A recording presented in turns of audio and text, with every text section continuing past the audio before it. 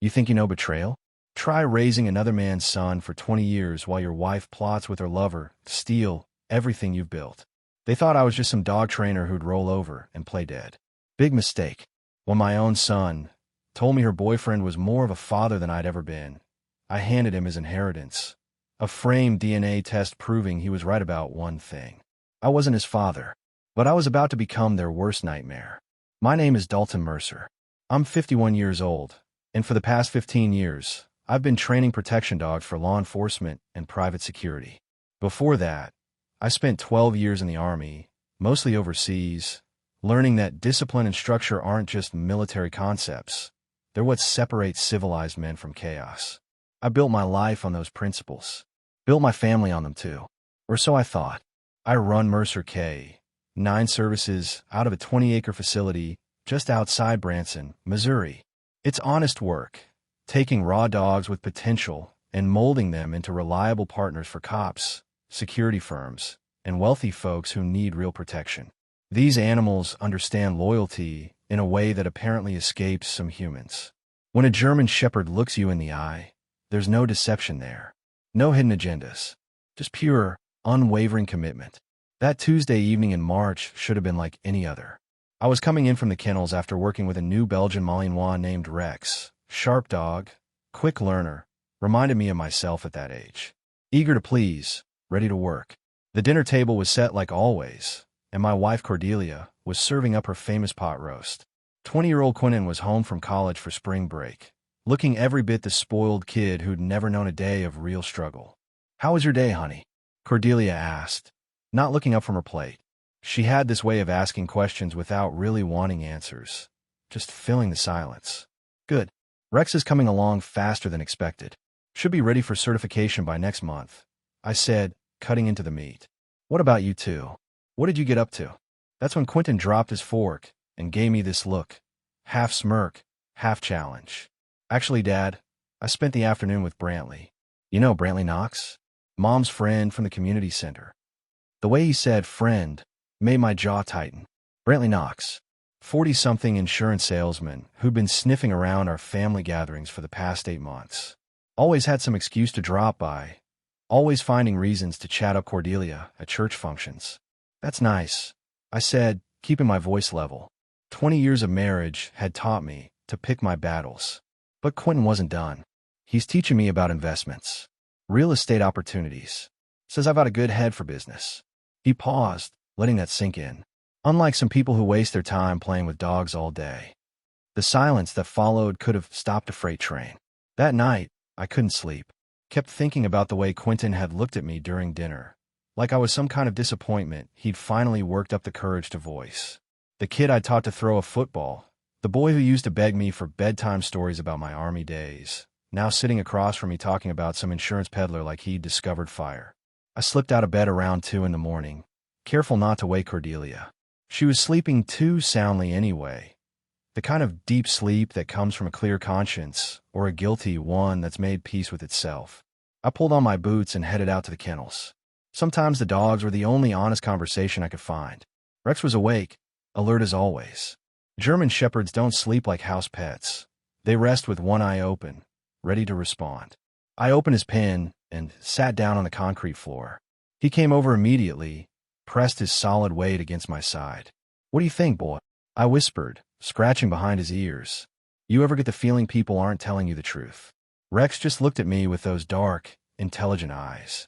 Dogs don't lie. They can't. It's not in their nature. They might hide when they've done something wrong, but they don't construct elaborate deceptions. They don't build relationships on false foundations. The next morning, I was cleaning the training equipment when I heard Cordelia's voice drifting from the house. She was on the phone, talking in that low, intimate tone she used to use with me during her early years. I moved closer to the window, staying out of sight. "No, he doesn't suspect anything," she was saying. "Quentin's handling his part perfectly. The boy's actually enjoying this more than I expected." My hands stopped moving on the equipment. "The boy's actually enjoying this. Brantley, you need to be patient. Another few months, and we'll have everything sorted out. The business, the property, all of it." She laughed softly. Dalton's so focused on his precious dogs, He barely notices what's happening right under his nose. I stood there frozen, feeling like I'd just taken a sledgehammer to the chest. 20 years of marriage, and she was talking about me like I was some obstacle to be managed. Some fool too stupid to see the obvious.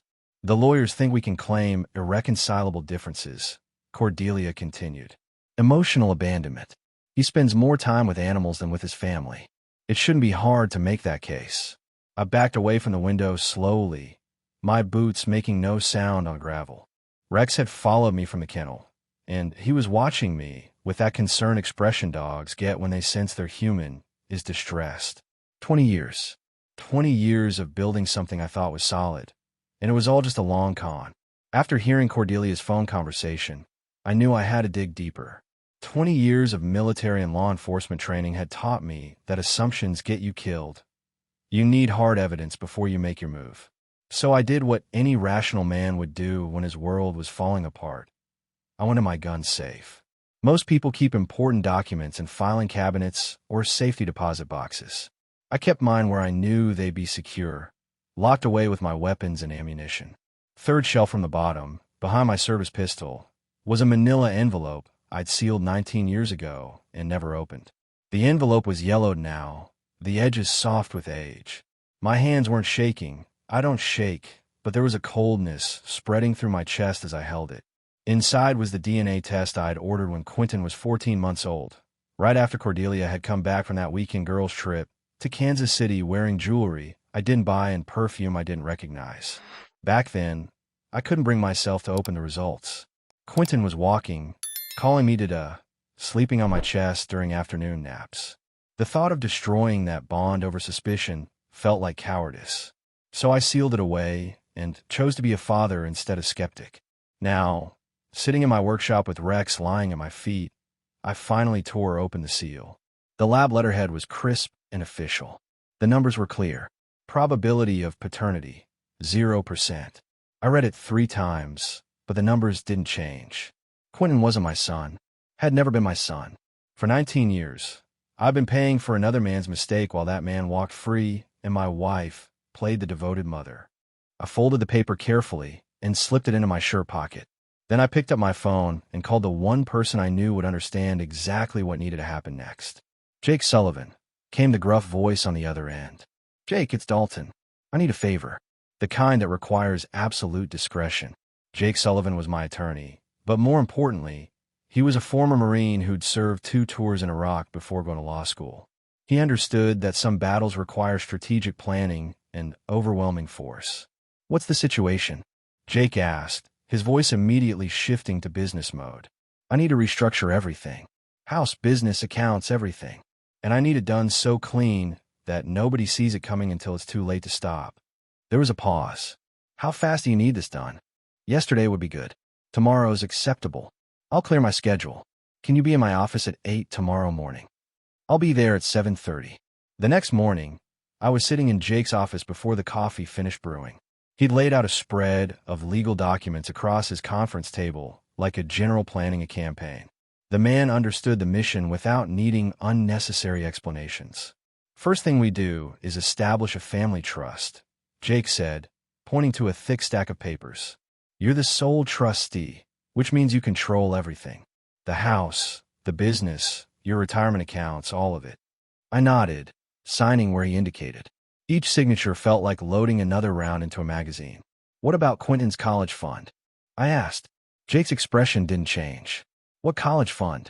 Far as these documents are concerned, there never was one. The money that used to be earmarked for education expenses just got reclassified as business development capital. While we worked through the paperwork, I told Jake about Brantley Knox. How he'd been circling my family like a buzzer for months. How Quentin seemed to worship the ground the man walked on. You want me to run a background check on this Knox character? Jake asked.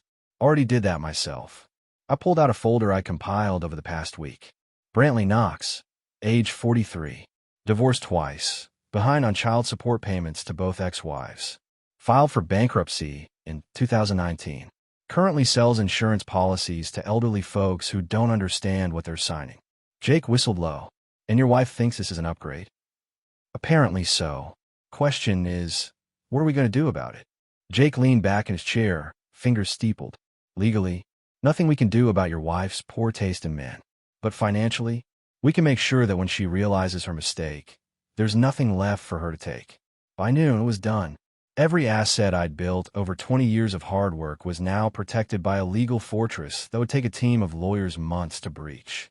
The house, the kennel business, my military pension, my investment accounts, all of it locked away where Cordelia and her insurance salesman couldn't touch it. One more thing, I said as Jake walked me to the door. I want to change my will. Everything goes to the Veteran Service Dog Foundation when I die. Nothing for Cordelia, nothing for Quentin. Jake raised an eyebrow. You sure about that? Kid's been your son for 19 years, DNA or not. That kid chose a side. Now he gets to live with the consequences. With the legal fortress now in place, it was time to gather intelligence on the enemy. I'd learned in the Army that you never engage a target without understanding their capabilities, their weaknesses, and their likely responses. Brantley Knox might have fooled my wife and son, but he hadn't counted on facing a man who'd spent years training attack dogs and handling dangerous situations. I started with basic surveillance. Knox worked out of a small insurance office on Main Street, the kind of place that specialized in overpriced policies for people who didn't know better. I parked across the street one afternoon and watched him through his window. Soft-looking man in his 40s, thinning hair, expensive suit that didn't quite hide his growing gut. The kind of guy who'd never thrown a real punch in his life. But I needed more than casual observation. I needed leverage. That evening, I called Tommy Brennan, a former military police officer who now ran background investigations for law firms. Tommy owed me a favor from when I'd helped train his K-9 unit dogs for free during his department's budget crisis. Tommy, I need everything you can find on a guy named Brantley Knox, insurance salesman here in town. And I mean everything: financial records, criminal history, civil suits, parking tickets, the works. How deep you want me to go? Tommy asked. Deep enough to bury him, if necessary. 3 days later, Tommy called back with a folder thick enough to choke a horse. Brantley Knox wasn't just a mediocre insurance salesman. He was a walking disaster. 2 bankruptcies, 3 failed businesses, a string of civil suits from clients who claimed he'd misrepresented their policies. He owed back taxes in 2 states and had a warrant out for unpaid child support in Arkansas. But the real prize was buried on page 12 of Tommy's report. Knox had been investigated by the State Insurance Commission for selling fraudulent policies to elderly clients. The case had been dropped on a technicality, but the evidence was solid. This man was a predator who specialized in targeting vulnerable people. People like my wife. That weekend, Cordelia announced she was going to a book club meeting at her friend Janet's house. I knew it was another lie. Janet had called earlier asking if Cordelia wanted to join their actual book club, which met on Thursday nights. But I just nodded and told her to have a good time. 20 minutes after she left, I was following her silver Honda at a safe distance. She drove straight to the Riverside Motel on the edge of town, the kind of place that rented rooms by the hour and didn't ask questions. Knox's car was already there, parked around back where it couldn't be seen from the road. I didn't need to see more. I confirmed what I already knew. But now I had proof, and more importantly, I had a plan. The next phase would require perfect timing and absolute precision. Just like training a protection dog, you had to wait for exactly the right moment to make your move. The confrontation I'd been dreading finally came on a rainy Thursday evening in April. Quentin was home from college again, and the 3 of us were sitting around the dinner table like some twisted Norman Rockwell painting. Cordelia was picking at her salad, probably thinking about her insurance salesman. Quentin was texting someone, most likely coordinating whatever scheme they had cooking. I decided it was time to test the waters. Quentin, I said, setting down my fork, I've been thinking about your future. Your college fund, specifically. He looked up from his phone with mild interest. What about it? Well, you're 20 now, old enough to start thinking about financial responsibility. I'm considering having you take over the management of those accounts. Cordelia's head snapped up. For just a moment, I saw panic flicker across her face before she composed herself. That's very thoughtful, honey, she said carefully. But don't you think Quentin should focus on his studies? Money management can be so stressful. Quentin, however, was suddenly very interested. Actually, Dad, I think that's a great idea. Brantley's been teaching me about investment strategies. He says I have real potential in finance. There it was. The opening I've been waiting for. Brantley Knox, I asked, as if I'd never heard the name before. The insurance salesman?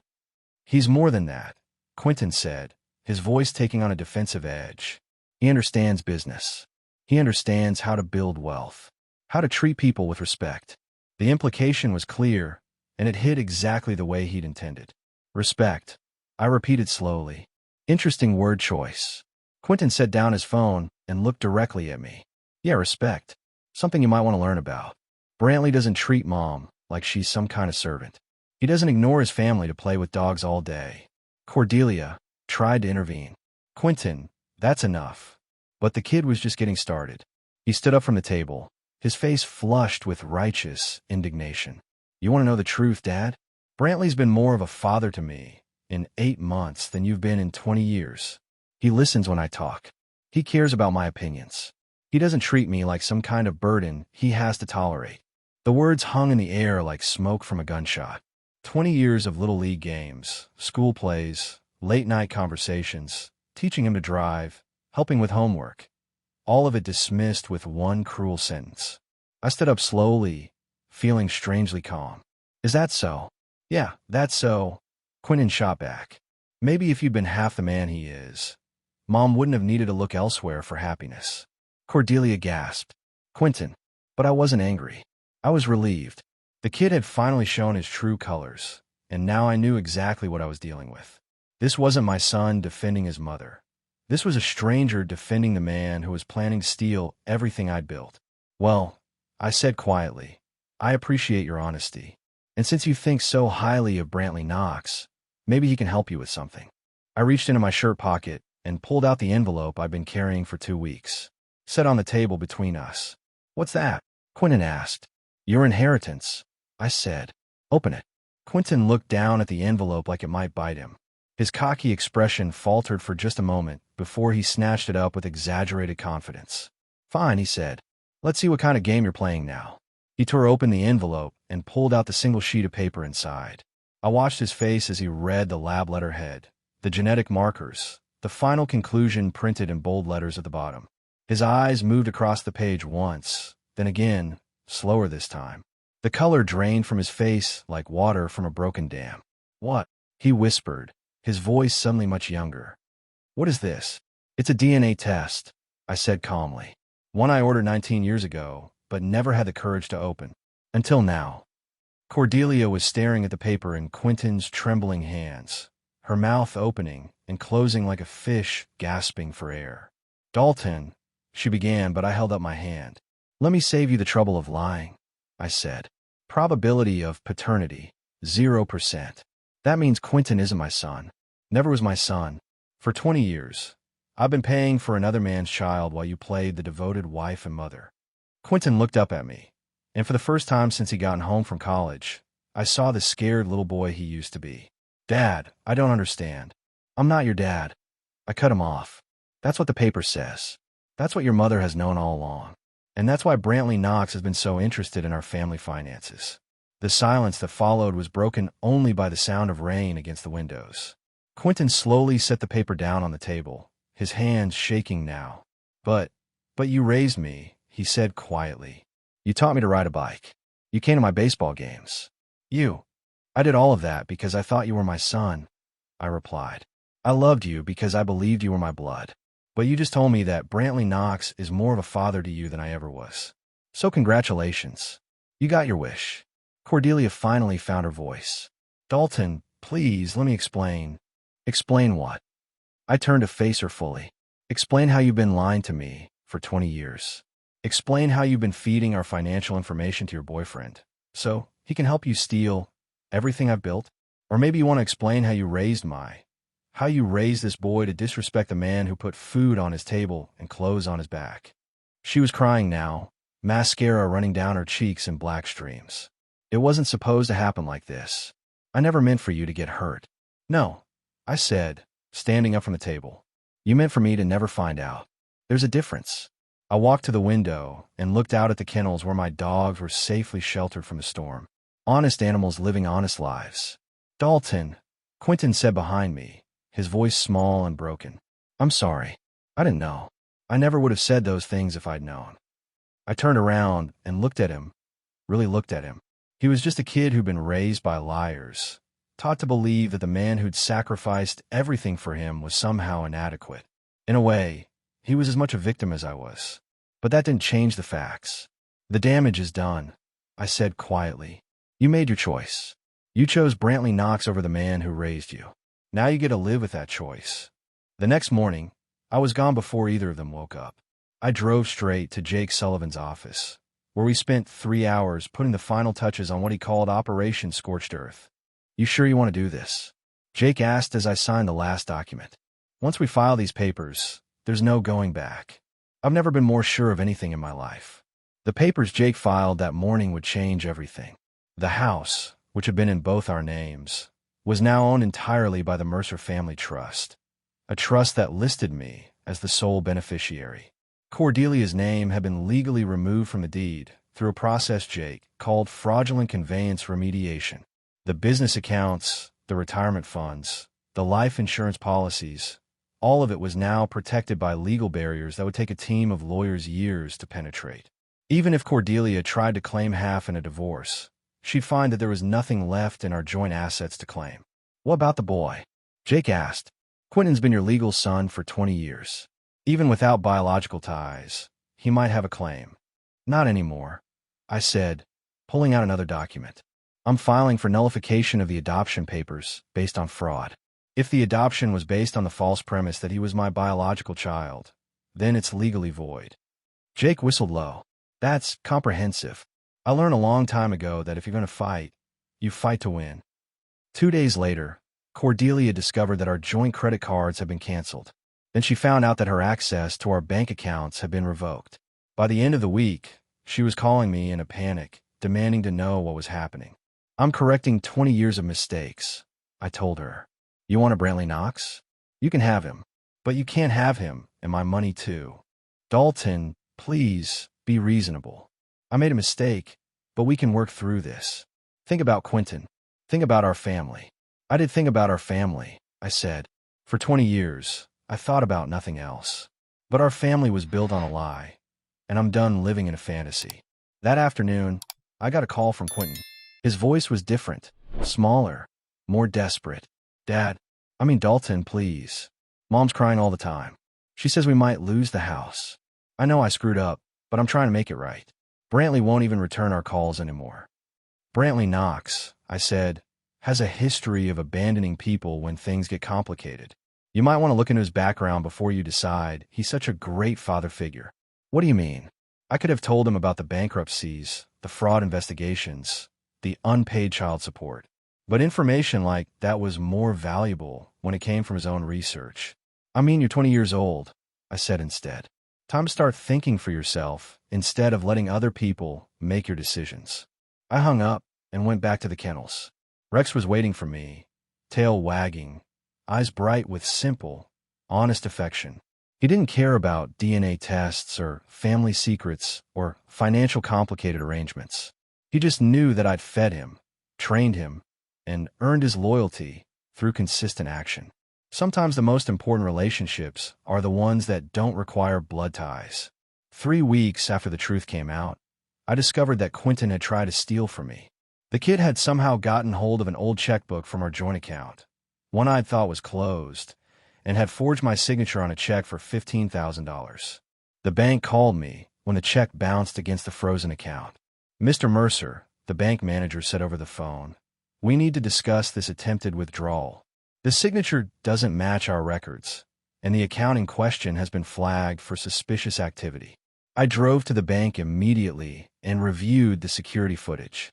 There was Quentin, clear as day, standing at the counter trying to cash a check he'd obviously doctored. The desperation on his face was visible even through the grainy surveillance video. That afternoon, Cordelia called me in a panic. "Dalton, the police were here asking about Quentin," she said, her voice shaking. "They said something about check fraud. Please tell me you're not pressing charges against your own son." "He's not my son," I reminded her. "And yes, I'm pressing charges. The boy needs to learn that actions have consequences. He's just scared," Cordelia pleaded. "We don't have any money. Brantley won't return our calls." Quentin was just trying to get enough cash to pay for his dorm room next semester. Maybe he should have thought about that before he decided Brantley Knox was a better father figure. But even as I said it, I felt a small pang of something that might have been regret. The kid was 20 years old, raised by liars, and probably genuinely confused about what was happening to his world. Still, theft was theft, and I'd learned long ago that enabling bad behavior only made it worse. That evening, Jay called with an update on Cordelia's situation. "She's retained counsel," he said. "Some bottom feeder named Peterson who specializes in messy divorces. They're trying to claim emotional distress and demanding alimony. Let them try. There's more. She's also trying to blackmail you. Peterson sent a letter threatening to go public with the story unless you agree to a settlement. Claims you're a heartless monster who abandoned a sick child." I laughed once, sharp and cold. Sick child. Apparently, Quentin's been diagnosed with anxiety and depression since this all started. They're claiming it's your fault for traumatizing him with the DNA test. "Counteroffer," I said. "Tell Peterson that if his client wants to play the public shame game, I'm happy to release the surveillance footage of her book club meetings at the Riverside Motel, plus the financial records showing how she was planning to steal everything I own." Jake chuckled. "I'll draft that response immediately." 2 days later, Peterson called back with a much more humble tone. Cordelia was willing to sign a no-contest divorce agreement in exchange for not having her affair made public. No alimony, no property claims, just a quiet dissolution and the chance to disappear with whatever dignity she had left. "Agreed," I told Jake. "But I want one more thing. I want a signed confession from both of them acknowledging the fraud. For my records." 6 months later, I was standing in the morning sun outside my kennels, watching Rex work with a new trainee, a young border collie named Scout who showed real promise. The divorce had been finalized, the house was officially mine, and my business was thriving. 3 new contracts with law enforcement agencies, and a waiting list of private clients who wanted professionally trained protection dogs. The official papers had come through the week before. Quentin's adoption had been legally voided based on fraudulent representation of paternity. In the eyes of the law, I was no longer his father, and he was no longer my son. The relief I felt surprised me with its intensity. My phone buzzed with a text message from an unknown number. "Dad, I know you probably don't want to hear from me, but I wanted you to know that I'm sorry. I understand now what really happened, and I understand why you did what you did. I don't expect forgiveness, but I wanted you to know that you were a good father to me, even if I wasn't really your son. Quentin." I read the message twice, then deleted it without responding. Some bridges once burned, stay burned. The boy had made his choice when he decided to defend the people who were stealing from me. Now he could live with the consequences of that choice. That afternoon, I got a call from the Veterans Service Dog Foundation, the organization I designated as my sole beneficiary. They wanted to know if I'd be interested in partnering with them to expand their training programs. "We could use someone with your expertise," the program director said. "Veterans with PTSD, amputees who need mobility assistance dogs, law enforcement officers who need K-9 partners. There's so much work to be done." "I'm interested," I said. "Send me the details." As I hung up, Rex trotted over and sat at my feet, looking up at me with those intelligent dark eyes. I scratched behind his ears and felt something I hadn't experienced in months: peace. That evening, I sat on my back porch with a beer, watching the sunset paint the Missouri hills in shades of gold and red. The kennels were quiet, the dogs settled for the night. The house behind me was empty of liars and thieves, filled instead with the kind of silence that comes from honest work and clear conscience. 20 years of my life had been built on deception, but that was over now. What came next would be built on truth, earned through my own efforts, and shared only with creatures who understood the value of loyalty. My phone stayed silent, and that was exactly how I wanted it. For the first time in decades, I was truly free.